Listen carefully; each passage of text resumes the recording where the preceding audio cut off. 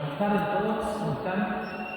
Queremos darles la bienvenida a una presentación de la Feria del Libro en Córdoba para el 2021. En esta oportunidad vamos a presentarles a Gabriela Lemón.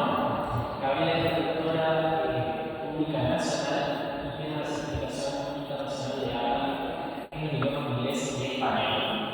En el año 2016, Gabriela funda Hispano Language Advisory, conocido como HLA, una empresa de traducción y localización de contenidos, y cuenta con clientes nacionales e internacionales para que nos ofrecen servicios como ser traducción, revisión, localización cultural, también asociaciones bibliográficas, entre otros. Tengo la suerte de trabajar con toda la vida hace 10 años y puedo decirles que sus misiones laborales son establecer nuevas asesores sobre el cual hoy HLA se sostiene. Y Gabriela nos enseña a enfrentar los desafíos y adversidades y seguir adelante con fuerza e ímpetu para poder sortear cualquier obstáculo.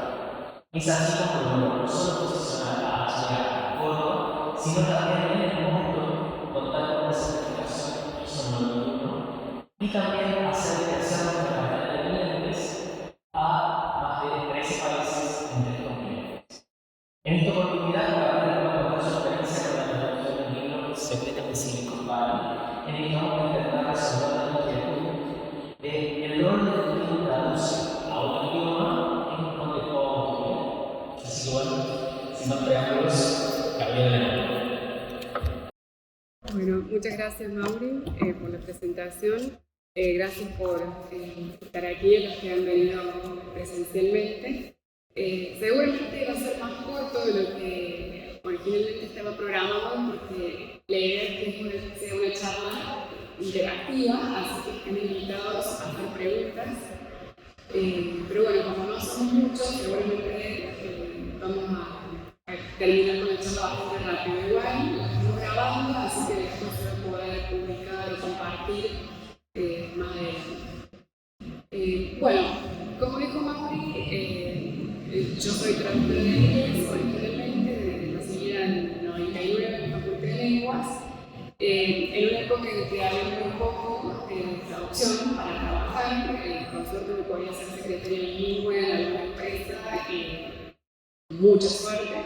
Y si no, bueno, dar clases o hacer alguna traducción de documentos públicos principalmente. Pero con la llegada de Internet relativamente dando ancha a las casas, el antiguo dial-up, y al mismo tiempo, después del 2002, en que se produjo esta gran devaluación en Argentina, ahí es como que nos volvimos más competitivos como profesionales para y la posibilidad técnica de prestar nuestros servicios, ¿no es cierto?, a gente que estuviera en otros países. Así que los traductores de Argentina pudimos, mediante una buena conexión suficiente, ¿no es cierto?, conseguir clientes que no estuvieran necesariamente basados en Argentina y de esa forma tener acceso a otro tipo de trabajos.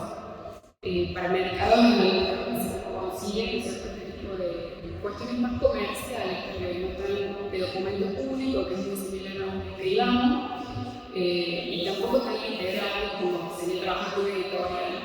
Dicho lo de editoriales, por cierto, la mayoría del español que viene a Argentina ha sido traducido del español en México, con lo cual poco lo que llega a editorial argentina. Pero bueno, lo que quiero contar hoy, al comienzo, fue la experiencia de producir este libro, que fue además producirlo, y posteriormente, bueno, abrir este debate a que ustedes colaboren con la gente, digamos, a ver qué piensan, si es traductores un poco autor del libro, o solamente una función auxiliar invisible, que es lo que viene teniendo tradicionalmente, ¿no? Bueno, primero que nada le voy a presentar el libro, que acá está, Secretos de Silicon Valley, esta es la versión en español.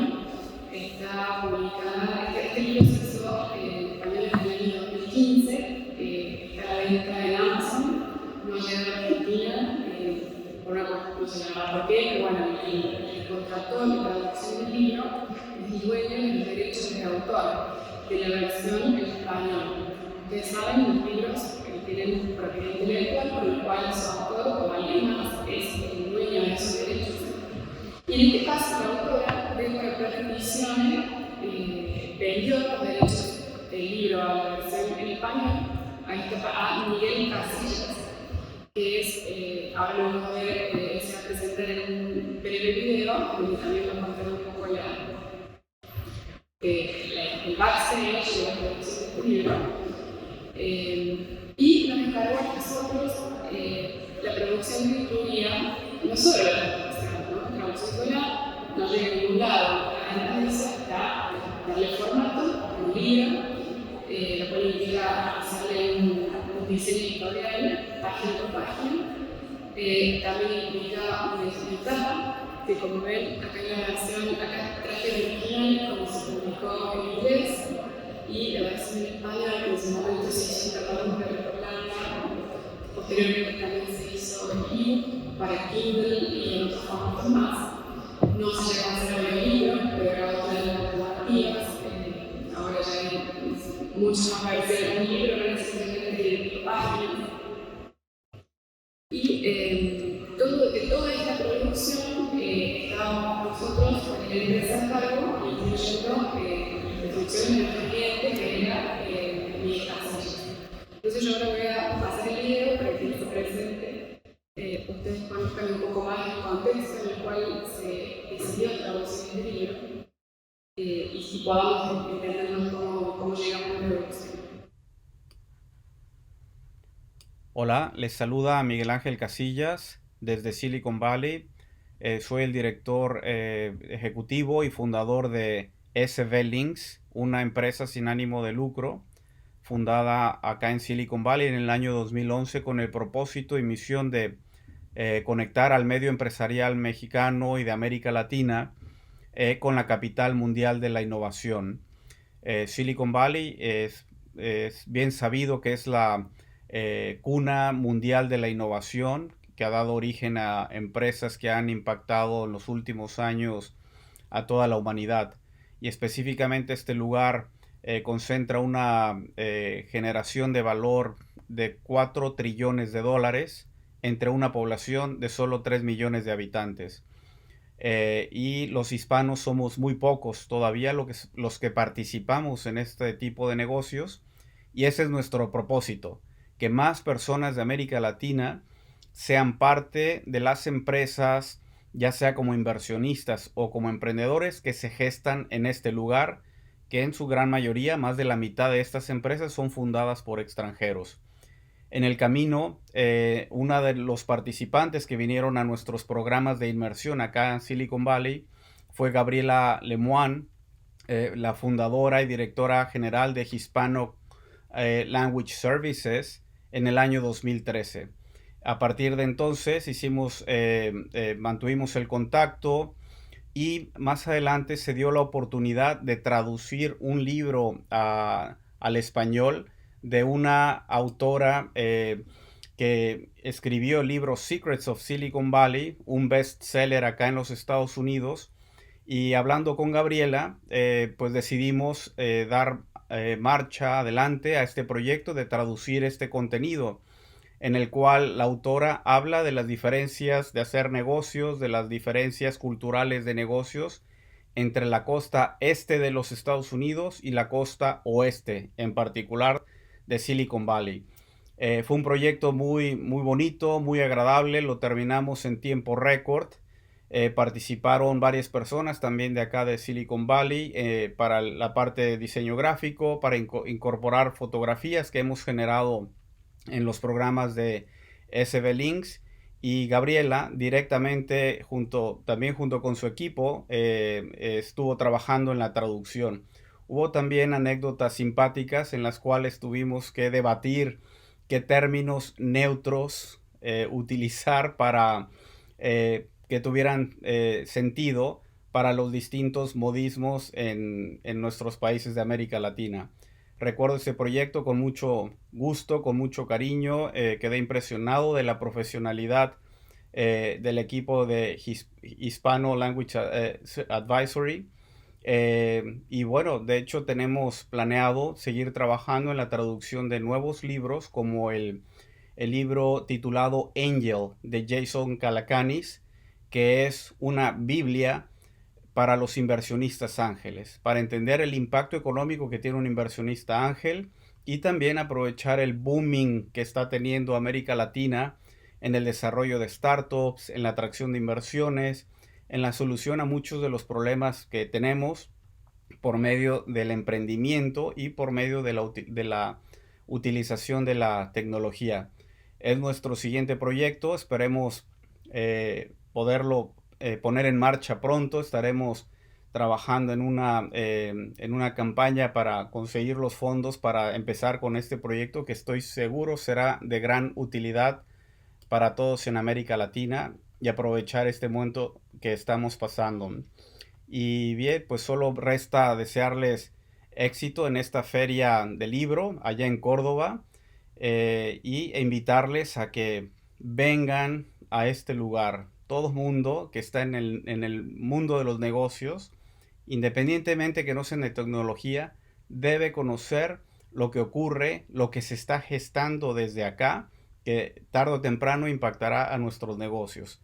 Aquí los esperamos con mucho gusto en Silicon Valley para conectarlos con este lugar. Gracias. Ese es Miguel Casillas, el dueño de los derechos de autor de la versión en español. Ahí, bueno, no sé si llega a leer la foto que le está mostrando, pero bueno, es una dedicatoria en el libro proyecto que hizo la autora en cuanto a su colaboración para difundirlo siempre el libro en otros idiomas. Así que bueno, ahora les cuento los detalles específicos de cómo se produjo esto.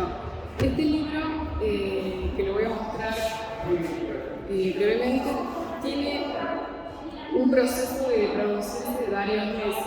Esto involucró una preproducción en la cual hubo que primero ver qué cantidad de texto había. Obviamente salvando el primer paso que fue la parte contractual de que Miguel fuera el propietario de los derechos de autor. De ahí se pasó a una etapa de preproducción del proyecto, con lo cual tomamos una versión digital del libro en inglés, es decir, una versión en PDF antes de la impresión, y de ahí se extrajo todo el texto que se iba luego a traducir. Y ahí se empezó a cotizar, bueno, a esto hay que traducirlo, después hay que revisarlo, después hay que hacer el diseño editorial nuevo. Miguel empezó también a aportar sus propias ideas, dado que esto no es una traducción de un sello editorial. Como dueño de los derechos, Miguel tenía ciertas atribuciones para hacer cambios que normalmente un traductor no lo puede hacer. Por ejemplo, él decidió cambiarle la tapa y decidió también agregarle un prólogo de la versión en español, que solo figura en la versión en español. Luego, él también decidió, bueno, en ese prólogo, él decidió una de las fotos que mostró en el video, justamente parte de lo que está en el libro.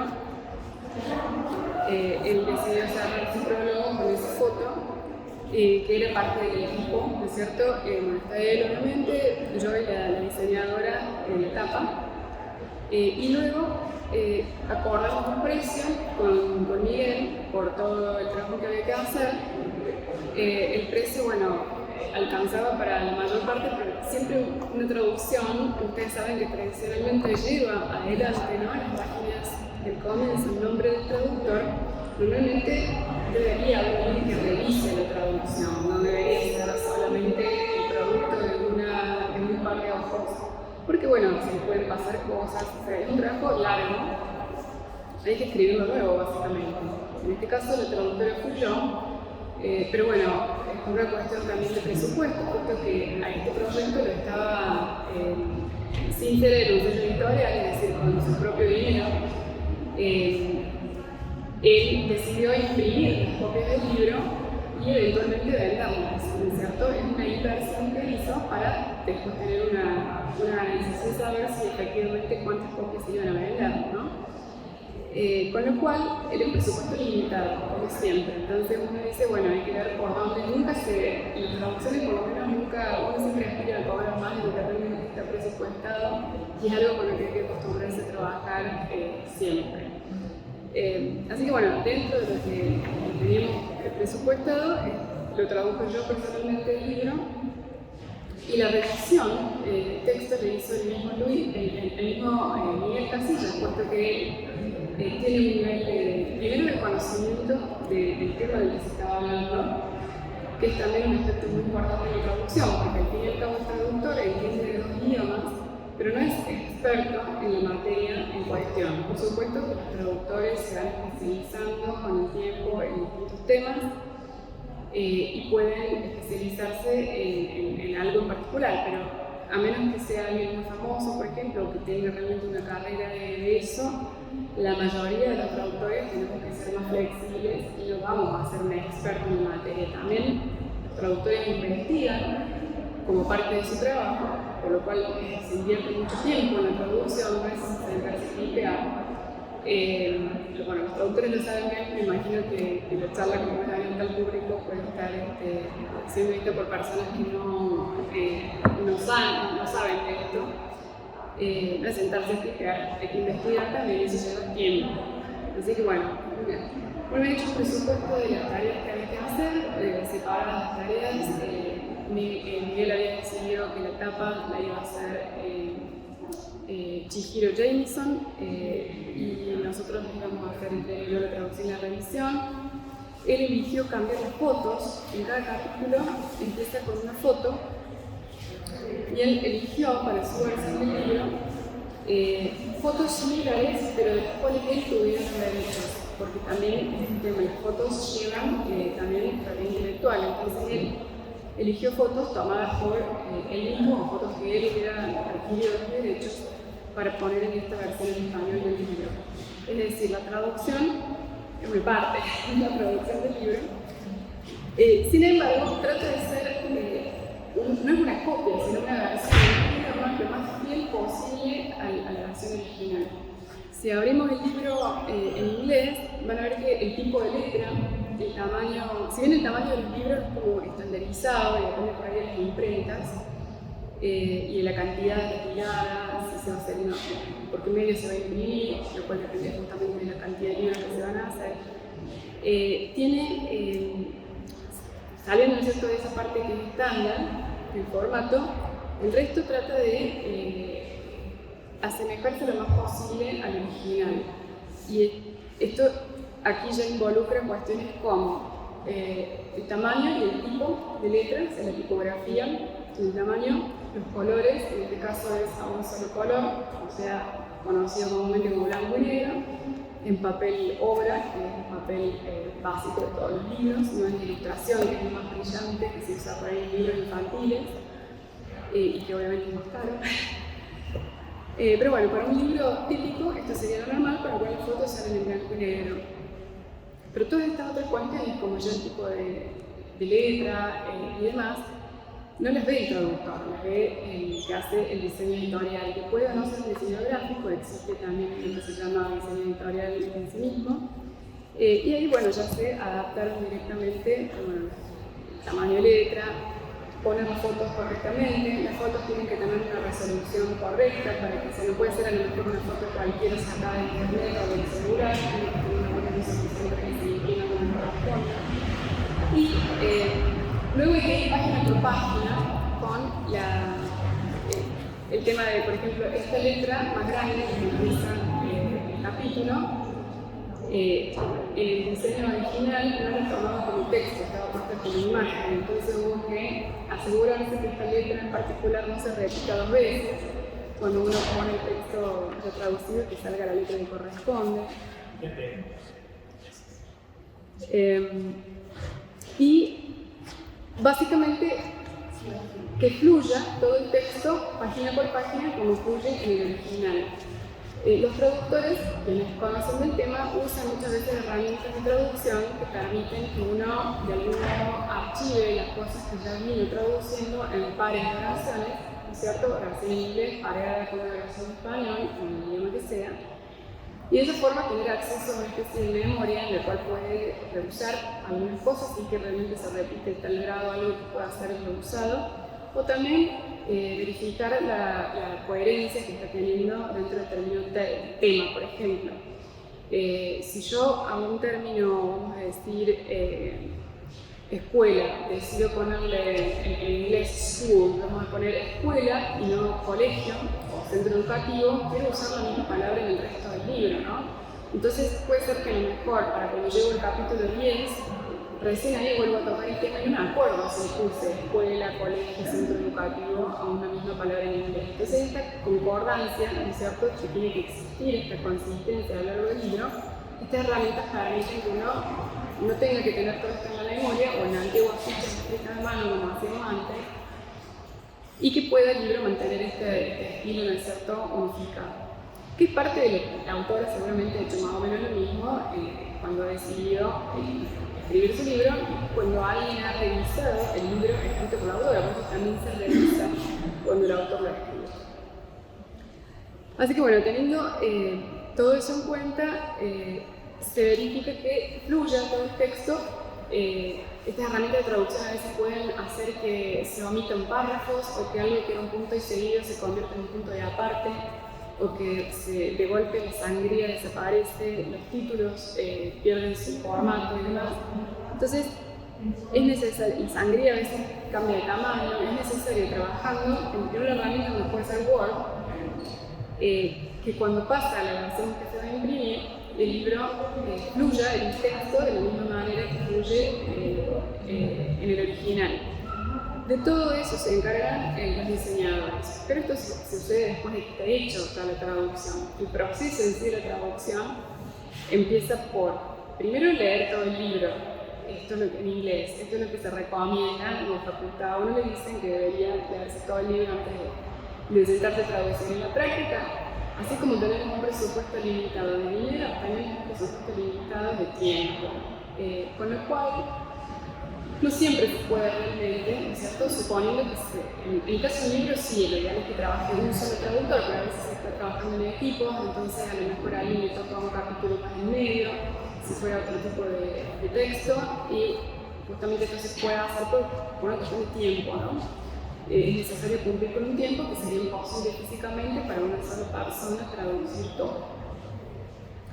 Entonces, lo que el traductor hace cuando se sienta realmente a traducir el libro es investigar, ¿no?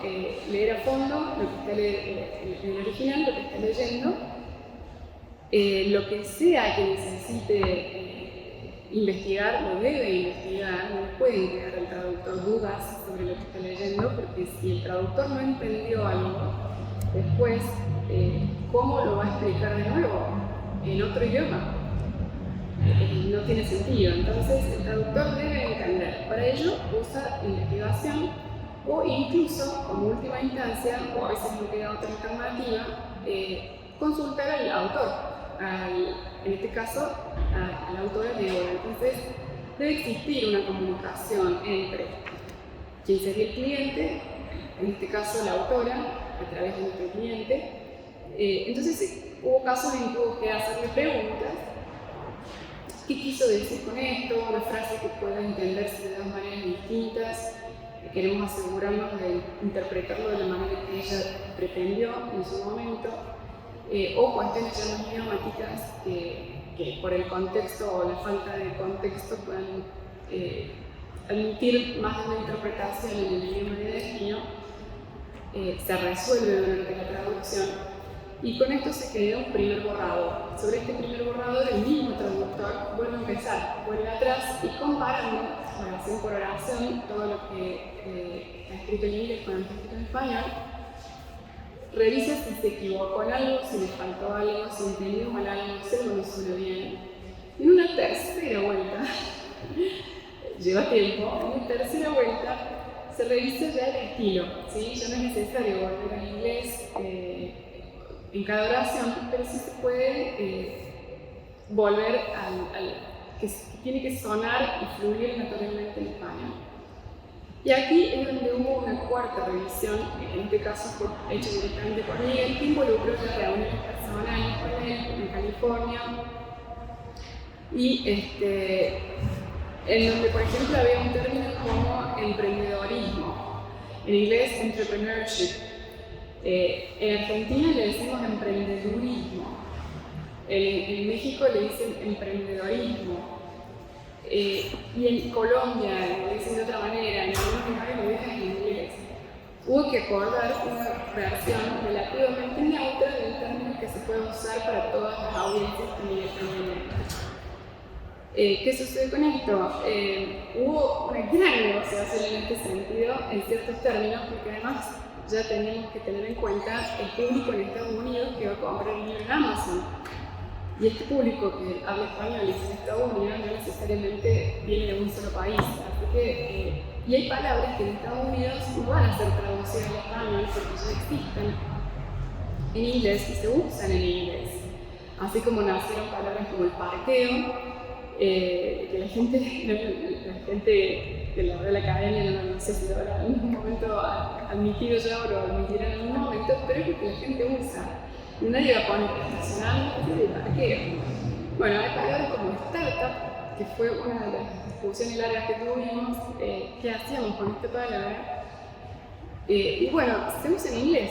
Entonces, creo que al final esa fue la decisión, la verdad no me acuerdo, tendré que volver a encontrarla, pero fue una de las palabras que hubo que dejar en inglés. Big Data fue otra, que incluso en español, en países que no somos Estados Unidos, se le dice también en inglés, y así sucesivamente, un proceso bastante largo de tomar decisiones al respecto. Entre otras cosas que se tomaron otro tipo de decisiones ya fue o más participación y colaboración con el área de diseño gráfico, fue parte como las imágenes. Acá en esta imagen de este capítulo es una imagen del libro que tiene palabras, es un dibujo, son palabras escritas a mano, que son características que definen a Silicon Valley, básicamente. Y estaban escritas a mano, entonces había que traducir cada una de ellas de la manera correcta y volver a reproducir un gráfico. O sea, básicamente alguien tuvo que sentarse, escribir, ilustrar de nuevo esa parte del libro, lo cual involucra ya no solo a cambiar una foto, redactar de nuevo un pie de foto, sino para describir la foto correcta, la foto nueva, sino también ilustrar básicamente la imagen para ese libro. Otras tareas que hubo que llevar adelante fueron decidir qué hacer con determinados nombres, ¿no? Nombres de empresas, nombres de lugares, nombres de cosas que existen en inglés, que deben quedar en inglés, no se pueden traducir. Entonces, por ejemplo, acá menciona el Graf Zeppelin, que era me voy a la palabra en español. El dirigible alemán famoso, bueno, este nombre en inglés no hace falta ponerlo con una letra diferente, pero en español sí, porque se toma prestada una palabra en inglés, entonces debe quedar con itálica o cursiva. Entonces hubo que tomar estas decisiones, qué nombres deberían permanecer en el idioma original y cómo marcábamos esto, ¿no? Así como ha citado muchos títulos de libros, la autora ha citado muchos artículos o publicaciones, eso también tiene un tratamiento especial que, bueno, por suerte la lengua española tiene estos guías de estilos que nos explican cómo vamos a tratar todas estas cosas. Entonces, hay decisiones que tomar que ponemos entre comillas, que dejamos, porque las comillas no se usan igual en inglés que en español. Había que tomar esas decisiones siguiendo las guías, obviamente de estilo aprobadas de español, que las hay también en inglés, pero bueno, las reglas no son las mismas, las mayúsculas se usan de manera diferente, las fechas se ponen de manera diferente, los números se ponen de manera diferente, y estas reglas incluso en español cambian también. Entonces, las unidades 1000, por ejemplo, si es una cifra de dinero, si es un año, no hace falta poner 2020, con el puntito que se usaba antes, ahora para separar las cifras da un espacio, porque es un año, pero si fuera una suma de dinero, ahí sí va un espacio, porque un espacio en una coma, un punto, y porque en distintos países se usa, en algunos países un punto, en otros una coma, lo más globalmente aceptado para el español, actualmente, estas reglas cambian, es el espacio.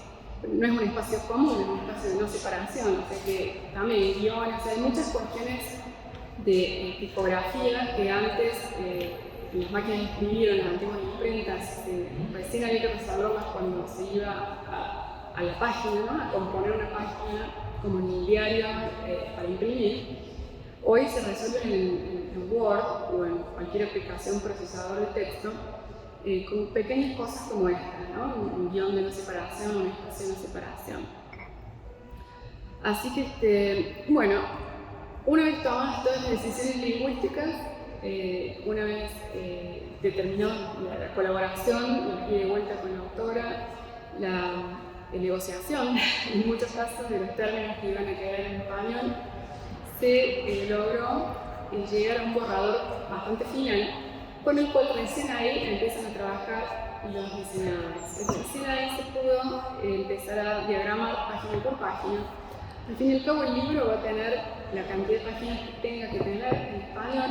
Es casi imposible respetar la misma cantidad de páginas del libro en inglés porque en español se expande, las palabras en español en promedio tienen más sílabas que en inglés y además usamos palabras, con lo cual se expande entre un 25 y 30%.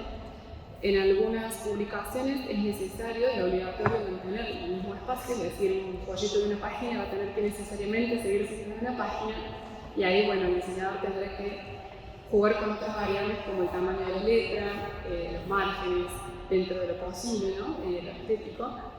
Pero en el caso de un libro, no, el libro fluye en las páginas, así que bueno, los números de páginas son todos diferentes, es decir, el capítulo 4 no empieza en la misma página que el capítulo 4 de la versión en inglés, con lo cual hay que recomponer tabla de contenidos, índice, el fondo, el índice de palabras, que básicamente si yo quiero, supongamos, quiero que me diga Elon Musk, él va a hablar de los autos Tesla, bueno, yo quiero ver en el índice en qué página está hablando de los autos Tesla.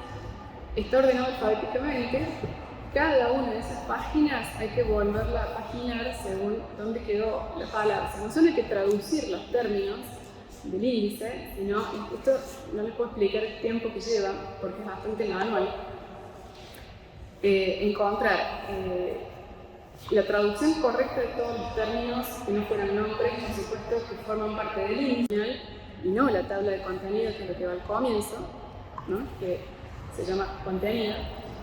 Esto es más fácil, obviamente, son pocas entradas, pocas líneas, pero también hay que ajustar el número de página de acá y asegurarse de que el número, el título esté exactamente en esta página donde está el capítulo. Y luego, acá arriba, cuando aparecen, ¿no es cierto?, se vuelven a poner en los encabezados el nombre del capítulo. Bueno, uno por uno, ¿no es cierto?, traducir correctamente. Yo me estoy poniendo el tiempo como que, a ver, para no pasarme, como por unos minutos más. Y asegurarse que el índice estuviera las palabras que... Esto se hace al último de todo, o sea, no es que ya está todo el libro puesto en las páginas casi finales, el borrador de diseño. Se revisan los índices para poner el número de página correcto. Es cierto que también pasa lo mismo con las referencias, ¿no? Hay una lista acá de notas. En este caso, la autora había usado notas al final en lugar de notas al pie, pero cuando se pone un numerito al final de una oración o párrafo, y eso puede conducir esa referencia a una nota al pie o una nota al final, esta autora había decidido usar todas notas al final, todas las cuales también hubo que asegurarse que estén en la página y en el lugar correcto. Y bueno, todo esto que sería la parte de atrás del libro y la parte de adelante, se hace en el último, porque hay que hacerlo cuando ya está todo el libro hecho. A su vez, aquí se le agregó, bueno, ya habíamos hablado, se había agregado el prólogo de la versión en español, se le agregaron los créditos de las fotografías, de nuevo, citar en qué página aparece cada foto y quién es el propietario de los derechos intelectuales de esa misma, la mayoría eran del mismo el dueño, pero hay que citar todo eso. Y por último, al final de todo, hubo que adaptar en esta parte de aquí adelante toda esta letra que nadie nunca lee, donde suele aparecer el nombre del traductor, el número de ISBN, porque la versión en español va a tener un nuevo número de ISBN, pero que le da entidad como libro, ¿no? Este libro es distinto de ese, por más que sea una traducción, es otro y tiene su propio número. Y luego, con toda esa información, se da de alta los datos de catalogación de la Biblioteca del Congreso de Estados Unidos. Como ustedes saben, bueno, la Biblioteca del Congreso de Estados Unidos tiene la colección de libros, enorme colección de libros, todo libro que se publica en Estados Unidos debe estar catalogado en esta biblioteca y bueno, tiene determinadas entradas, ¿no? Que lleva el nombre de la biblioteca, y una gran formalidad de cómo se hace esto. Pero también había que hacer lo mismo, traducirlo y adaptarlo para crear una nueva dato de catalogación y publicación, y esto debe figurar en esta página, ¿sí? Este libro, bueno, acá figuran los derechos en inglés, de la versión en inglés, los datos de la tirada, de cuánto se imprimió en las versiones, principalmente en español. También menciona que está, bueno, catalogado en la Biblioteca Británica y demás, los datos de la primera edición y de esta actual edición. Recién ahí podemos decir que tenemos un libro, pero nos falta la tapa. Entonces la tapa, en este caso, Miguel, como era el dueño de los derechos, hizo diseñar esto, que para él tenía mucho más sentido que la versión original. La versión original del libro es como un árbol inspirado en una placa de electrónica, ¿no es cierto?, representando un poco la historia. Si ustedes leen el libro o ven algún documental de Silicon Valley, se dieron muchas coincidencias en esa zona para generar lo que hoy es este ecosistema innovador y emprendedor, del cual han surgido empresas que hoy son monstruos como Google, Twitter, Facebook, Apple, todos tienen sus sedes ahí. Y es un lugar geográficamente muy pequeño, muy pequeño. Entonces él trató de representar esa complejidad a algo más allá que ese árbol, que mantuvo la interacción del árbol aquí en lo que sería este café. Lo mejor él trató de representar, mantener esa inspiración aquí en lo que sería la espuma de este café. Y bueno, cada una de estas partes de este dibujo tiene un significado que está luego explicado en el libro, un tema del que se habla en el libro. Bueno, el Omnibus de Google, que lleva literal empleados de San Francisco hasta Palo Alto, o Mountain View, donde tiene la oficina más grande, lleva el extraño con el perro, la ropa sucia, bueno, viven básicamente como un campus universitario, el puente de San Francisco, esta callecita de acá, Sand Hill Road, que es la calle donde están todos los inversionistas, es una calle pequeñísima, con un pequeñísimo estacionamiento de 2 o 3 edificios de oficinas muy modestas, y ahí están los inversionistas más millonarios del mundo. O sea, se concentra una enorme cantidad de capital en esas oficinas que no tenemos ni idea. La Universidad de Stanford, las palmeras de California, las sierras, tiene sierras como tal, o sea, es como ir acampado, o sea, son sierras como las nuestras, nada más que pasando esas sierras no tiene el Océano Pacífico, y acá no. Pero es más o menos lo mismo, ¿no? Físicamente no hay edificios altos, es una zona de California que está al sur de San Francisco, muy interconectada por un par de autopistas. Y la taza de café es una inspiración, un símbolo de la inspiración que produce este lugar por la interconexión, ¿no? La gente es muy directa y habla de sus proyectos, y esto es un choque que se tiene y que la autora define muy bien con lo que uno habitualmente piensa de lo que es el desarrollo tecnológico y la investigación, ¿no? Un proyecto secreto durante muchos años hasta que se registra la propiedad intelectual y recién ahí se comparte para que nadie robe la idea, y ella está hablando de millones y millones de dólares.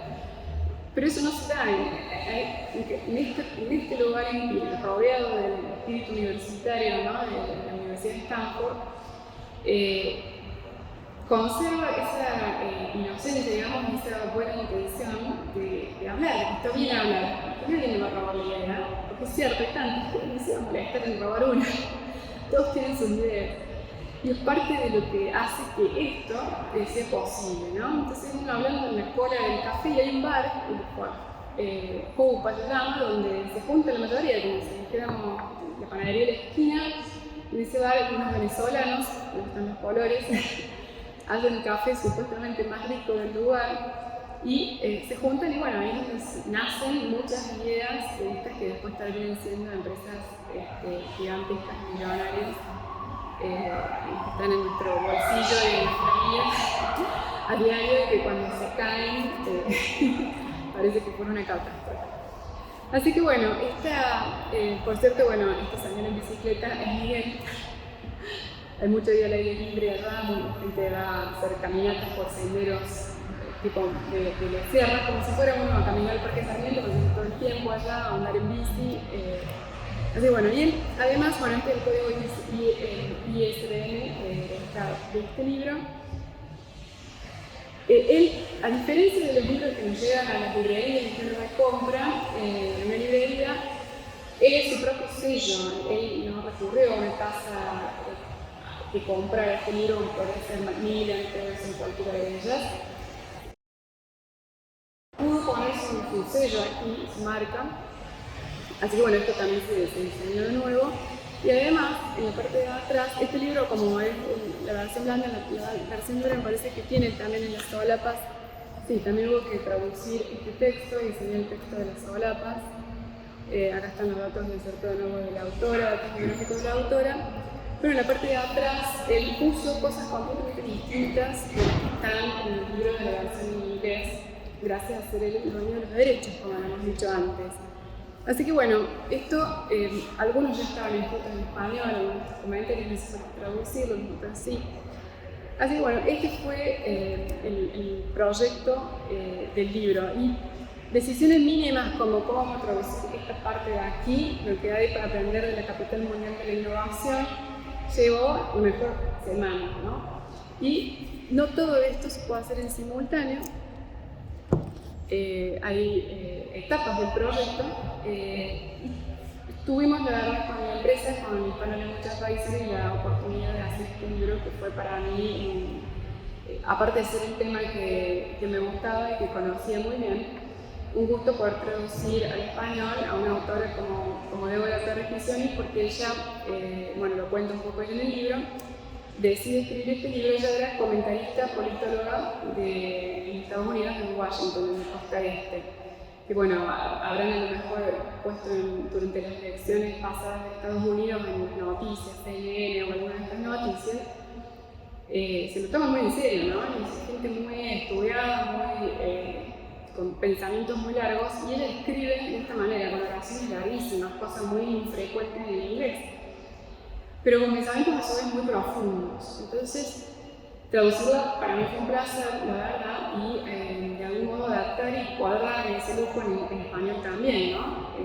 Tener oraciones tan largas, pensamientos tan profundos, pero esta cualidad de ella hace que en inglés ella se muda por motivos personales a California, en Silicon Valley, deja de ser comentarista en MSNBC, política, y empieza a observar este ecosistema a su alrededor y empieza a sacar conclusiones, a hacer comparaciones, y esa es la visión que ella descubre, maravillada en cómo funcionan las cosas acá, con principios tan sencillos como puedo contar mi idea porque nadie me la va a robar.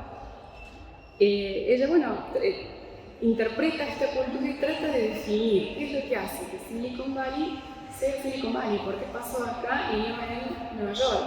Acá también, si es por plata, está muchísima plata en Nueva York, ¿por qué no sucedió en otro lugar?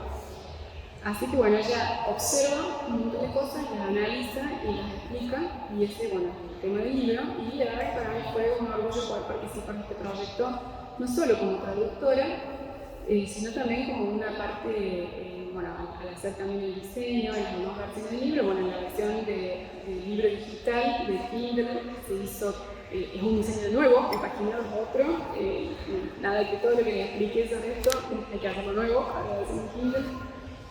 Es un proyecto que, bueno, cada vez que alguien pregunta, bueno, tenés qué publicaciones tenés. Yo puedo decir que tengo esta publicación porque fue, siendo Miguel parte del proyecto, él pudo lograr que en Amazon aparezcan los nombres, ¿no? Está el nombre mío como traductora, cosa que no siempre funciona, el traductor no aparece invisible, incluso en el digital.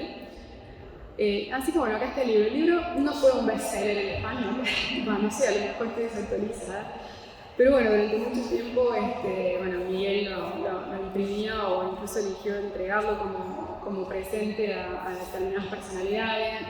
Tuve yo varias copias del libro que entregué a distintas personalidades acá también, y estas son las únicas que quedan, estas copias. Así que bueno, ha sido un hermoso proyecto y me parece fantástico que este año en la Feria del Libro haya decidido dar un poco de atención a lo que es la traducción, a la multiculturalidad, porque el rol del traductor realmente es invisible y por ello mismo es que, por un lado está bien, pero por el otro, de golpe, los traductores hacen un trabajo equivalente a algún escribano, a algún abogado, a algún contador, a algún publicista, no cobran lo mismo. Y los clientes no pagan, por eso los productores no pagan lo mismo. Así que me alegro que la Feria del Libro este año haya decidido visibilizarnos de esta manera y bueno, contar esta experiencia. Espero que haya otros libros mundiales, digamos, traducidos en Córdoba, con la capacidad que acá tenemos. Entonces bueno, abro el debate para los que quieran responder a la pregunta, ¿es el rol del traductor de coautoría o no? Lo charlemos. Nos quedan hablé un montón, al final 10 minutos. Así que el que quiera puede levantarse. Acá tenemos un micrófono para el que quiera, se lo acercamos o se acerca acá al escritorio. Son pocos, así que nos podremos sentar en ronda y todo. Si alguien tiene alguna pregunta, si le acerco el micro o... ¿Hay algún traductor en la audiencia? Hay dos, muy bien. Estudiantes, bueno, pero así empieza, muy bien. Hay dos traductores en la audiencia y han tenido experiencias de traducir algo. Esto es un libro, pero no es literario, ojo. Es un libro, pero no es traducción literaria. Si quieren contar un poco sus experiencias. Acá el señor que recién llega lo voy a... Sigo con 30 años de muy bien. Portugués, muy bien. Bueno, esta charla va a estar publicada después, así que la estamos grabando, así que después que puede ver el comienzo. Sí. ¿Dónde está? La voy a colgar de nuestro canal de YouTube porque no sabía yo si iban a grabar la charla o no. Yo había originalmente propuesto una charla virtual sin saber justamente esto de la presencialidad, ¿no? Porque esto también se organiza la feria con mucha anticipación, así que, pero bueno, después me dijeron que iba a ser presente, y acá estamos. Después podemos seguir la conversación en los comentarios. Así que bueno, si quieren compartir alguna experiencia de traducción literaria del libro, iniciarse en la carrera de traductor, de la motivación para ser traductor. Sí. Y estamos haciendo un proyecto con el OPI, la Organización de la Argentina, y estamos empezando a meter nuestra terminología, estamos viendo lo que vos dijiste de la parte del estilo, de cómo están las cosas, y que me parece que ponerlo con itálica se me palabra de acercar la palabra, y es como súper interesante, como súper diferente y interesante. Claro, es que se necesita hacerlo, es un trabajito, entonces... No es solo traducir un texto, es traducir una cultura. Por supuesto. Es un trabajo súper arduo, muy arduo. Exactamente, es traducir una cultura en un trabajo arduo, lo repito para que quede después grabado, pero no sé si se va a escuchar, pero exactamente, es una experiencia hay que rehacer el libro. Y eso es lo que inspira la pregunta del título de esta charla. Que fue, llegamos a esta pregunta en conjunto con la curadora que selecciona las propuestas para formar parte de la Feria del Libro. Mi respuesta, si nadie quiere responder en este último unos 5 minutos, es que sí, el rol del traductor en cierto modo es de coautoría, aunque no figure como con el mismo tamaño de letra, digamos, pero hay que volver a escribir el libro. Y esta es una experiencia que uno, cuando estudia idioma o en general hay una diferencia entre el criterio del cliente que contrata una traducción, cualquier sea el tipo de traducción, y el que después la hace o el que la lee. Para el lector debería ser invisible, es decir, si acá viene alguien que no entiende inglés y quiere leer este libro, la única forma de hacer a él hacer esta versión en español. Pero si en mi trabajo de traductora yo no he logrado transmitirle lo que la autora transmitía, esa persona va a tener un libro distinto, ¿no? Y ahí es donde está el tema de cómo los traductores logramos eso. Realmente tenemos que hacer un gran esfuerzo para ser fieles a mucho más que las palabras.